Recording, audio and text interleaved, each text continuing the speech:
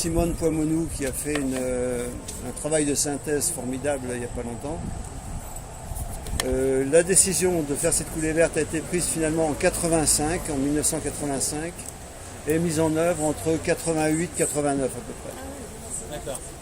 Voilà, mais l'idée germait beaucoup plus tôt, bien sûr. Donc les origines, il y a eu un projet qui était assez ancien de faire passer l'autoroute A10 depuis Massy, pour être simple, jusqu'à Montparnasse. Ils voulaient la faire passer jusqu'à Montparnasse en utilisant la plateforme de Galardon, une célèbre plateforme SNCF qui était réservée depuis 1920. Et ils avaient prévu des échangeurs, un échangeur à Châtenay-Sceaux et un échangeur à Bagneux-Fontenay.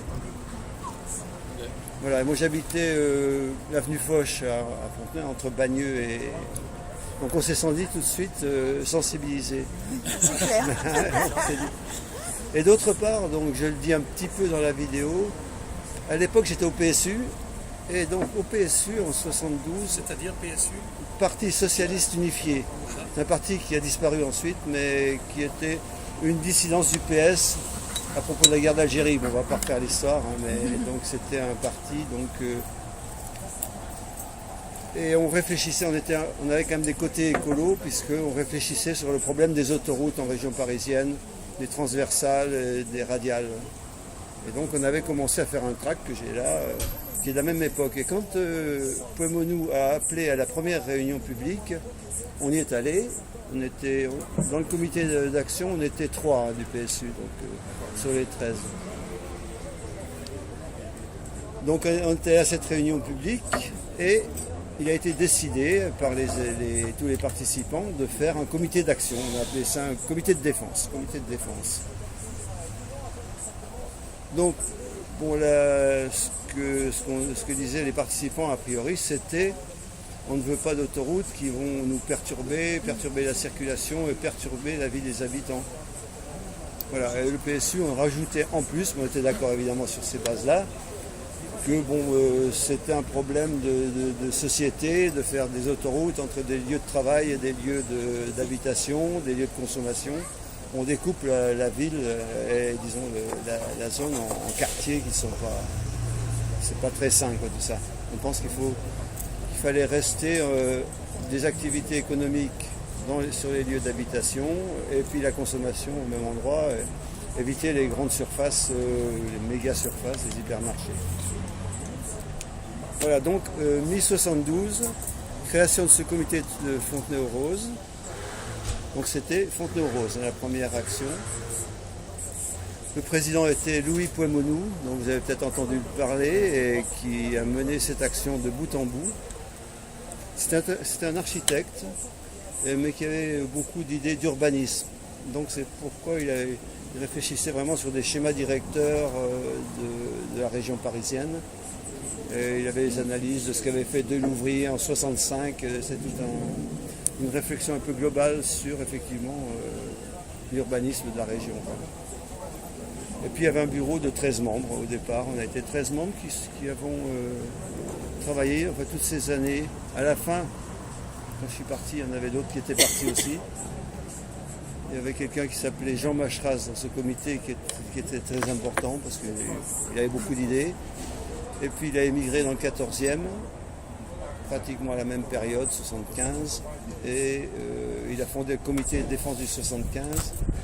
Et ça a été un acteur très important de ce qu'on a appelé le comité Vercingétorix, puisque l'autoroute devait passer sur la radiale Vercingétorix et arriver à Montparnasse. Bon, vous voyez un petit peu le bordel.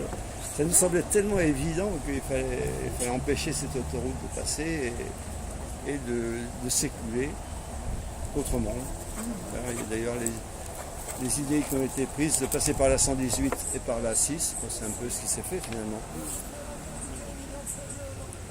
Donc pendant les années 72-73, donc ce comité se réunissait tous les mois, on travaillait beaucoup.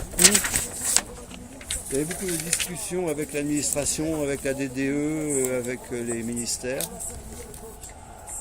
Et puis on faisait un journal Au début, on a pris le nom du banlieusard, un titre qui existait déjà pour des actions de la banlieue. Tous les 2-3 mois, donc on sortait un numéro, 4 pages. Hein, c'était pas... Sur l'avancée du coup Sur l'argumentaire, sur les pistes qu'on pouvait avoir sur différents sujets. Voilà, j'en ai un, si vous pouvez les consulter. J'en ai malheureusement qu'un exemplaire de chaque.